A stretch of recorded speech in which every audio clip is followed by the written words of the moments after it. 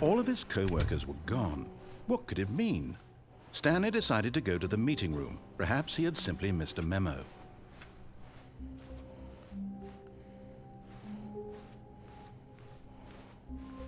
When Stanley came to a set of 2 open doors, he entered the door on his left.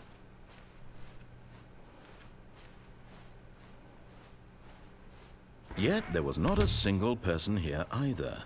Feeling a wave of disbelief, Stanley decided to go up to his boss's office, hoping he might find an answer there. Coming to a staircase, Stanley walked upstairs to his boss's office. But Stanley just couldn't do it.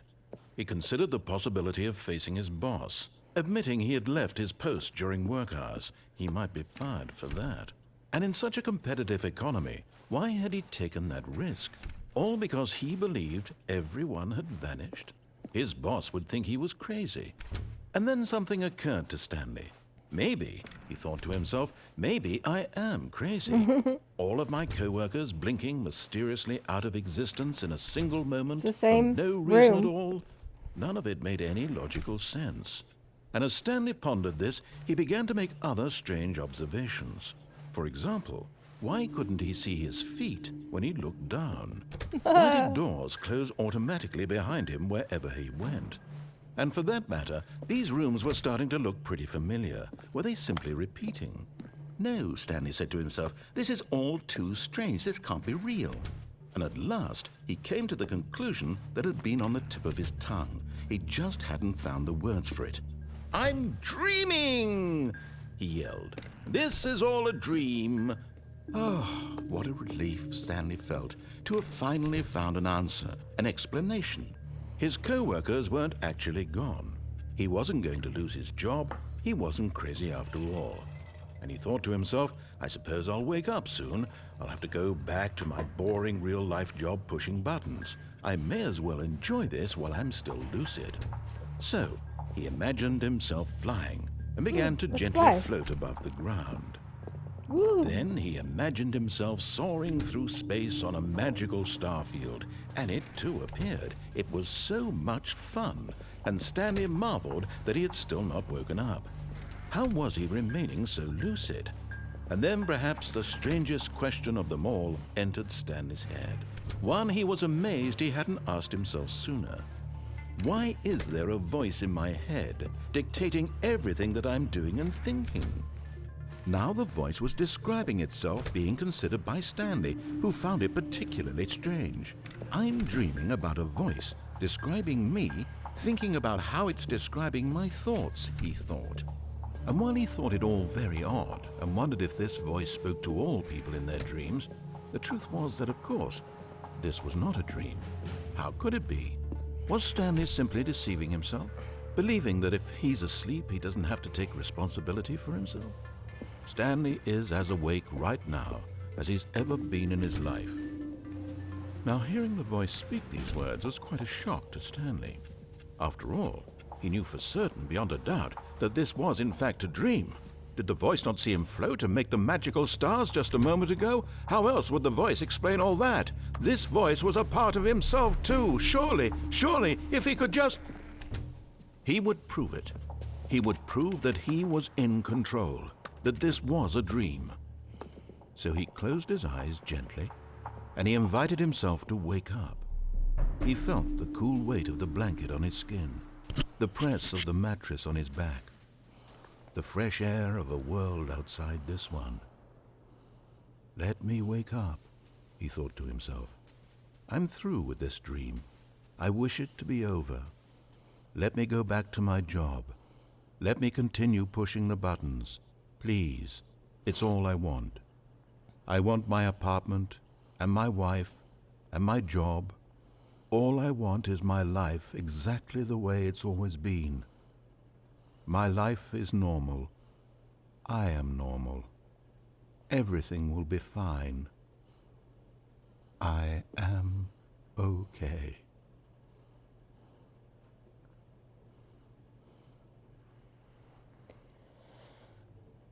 Well? Stanley began screaming. Please, someone, wake me up. My name is Stanley. I have a boss. I have an office. I am real. Please, just someone tell me I am real. I must be real. I must be. Can anyone hear my voice? Who am I? Who am I? And everything went black. Uh-oh.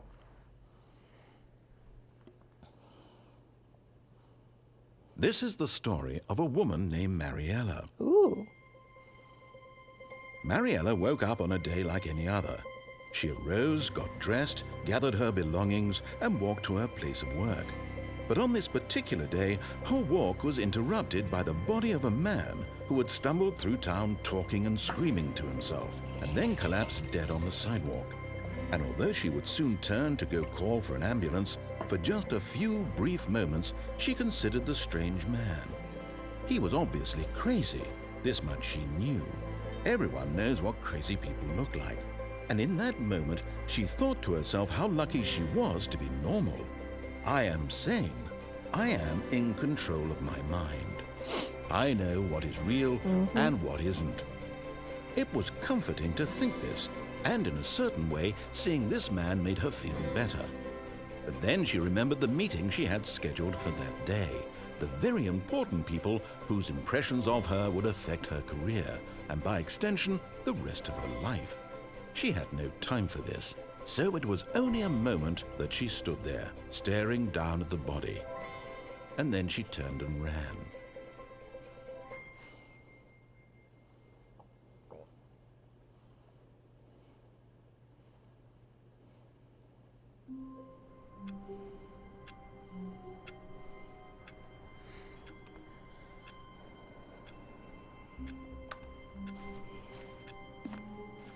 All of his co-workers were gone.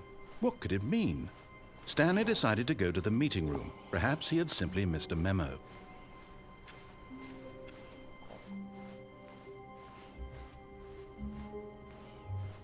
When Stanley came to a set of 2 open doors, he entered the door on his left.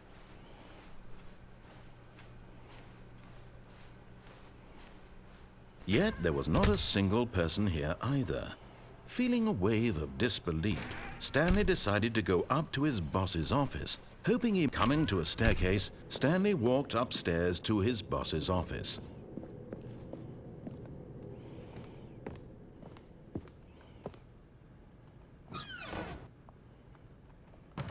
Just want to read that again.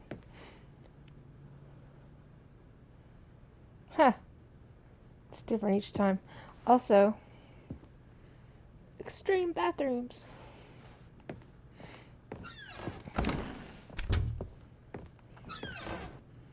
Oh.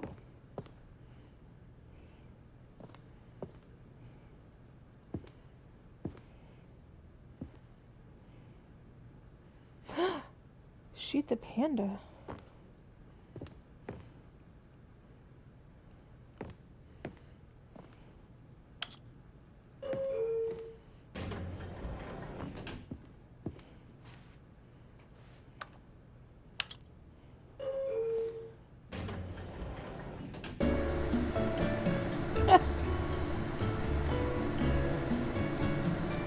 Some crazy music right here.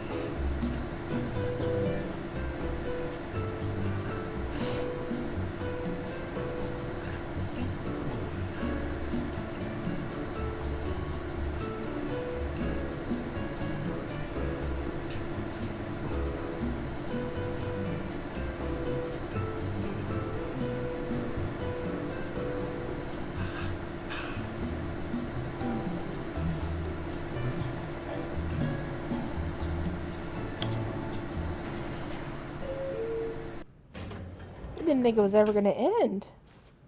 And here I am back in the same place, so that's weird. Alright. Stepping into his manager's office, Stanley was once again stunned to discover not an indication of any human life. What could it mean? Stanley wondered aloud to nobody.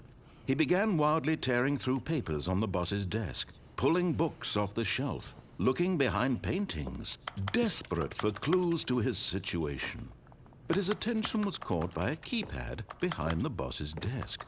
What could its purpose be? In fact, this keypad guarded the terrible secret that lay buried below his feet. and so the boss had assigned it an extra secret PIN number, 2845. But of course, Stanley couldn't possibly have known this. Ah, come on, I messed up.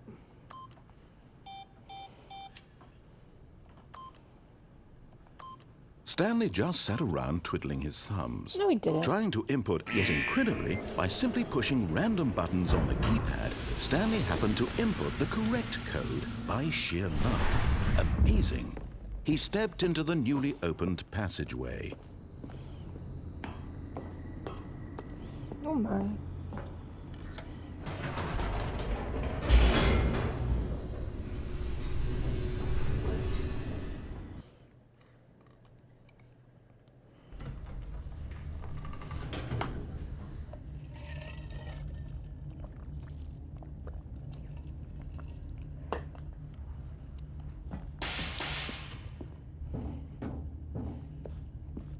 Stanley walked straight ahead through the large door that read Mind Control Facility.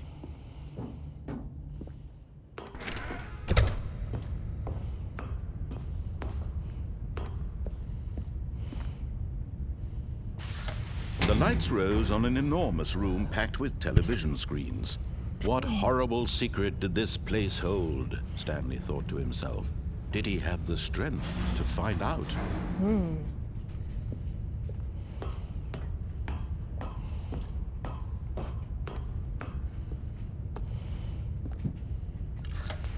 Now the monitors jumped to life, their true nature revealed.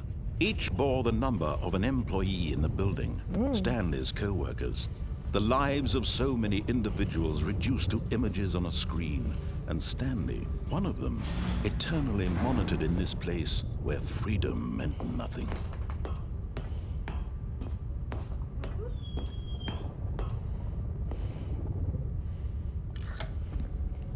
This mind control facility, it was too horrible to believe. It couldn't be true. Had Stanley really been under someone's control all this time? Was this the only reason he was happy with his boring job? That his emotions had been manipulated to accept it blindly?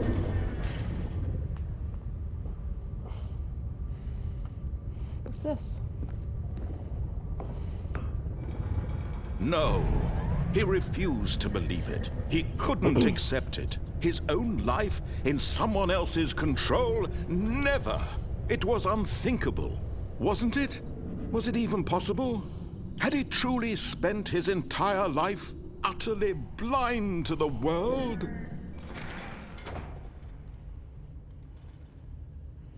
What? Where am I? But here was the proof. The heart of the operation. Controls labeled with emotions. Happy, or sad, or content. Walking, eating, working.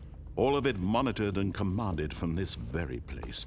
And as the cold reality of his past began to sink in, Stanley decided that this machinery would never again exert its terrible power over another human life. For he would dismantle the controls once and for all. Okay.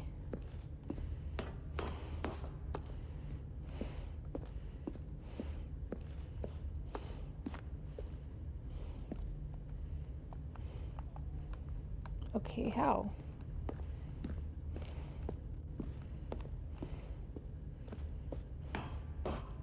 Let's do it.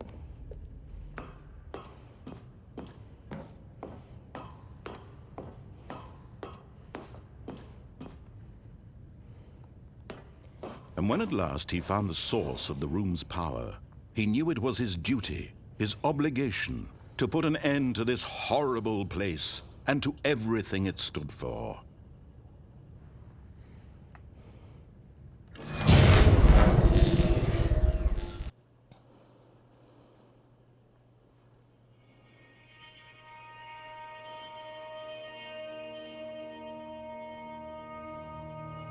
Blackness and a rising chill of uncertainty. Was it over? Yes! He had won! He had defeated the machine, unshackled himself from someone else's command. Freedom was mere moments away. And yet, Even as the immense door slowly opened, Stanley reflected on how many puzzles still lay unsolved. Where had his co-workers gone? How had he been freed from the machine's grasp? What other mysteries did this strange building hold? But as sunlight streamed into the chamber, he realized none of this mattered to him, for it was not knowledge or even power that he had been seeking, but happiness. Perhaps his goal had not been to understand, but to let go. No longer would anyone tell him where to go, what to do, or how to feel. Whatever life he lives, it will be his. And that was all he needed to know. It was perhaps the only thing worth knowing. Stanley stepped through the open door. Stanley felt the cool breeze upon his skin, the feeling of liberation, the immense possibility of the new path before him. This was exactly the way, right now, that things were meant to happen. And Stanley was happy. Come on. My dog and cat. I beat the game.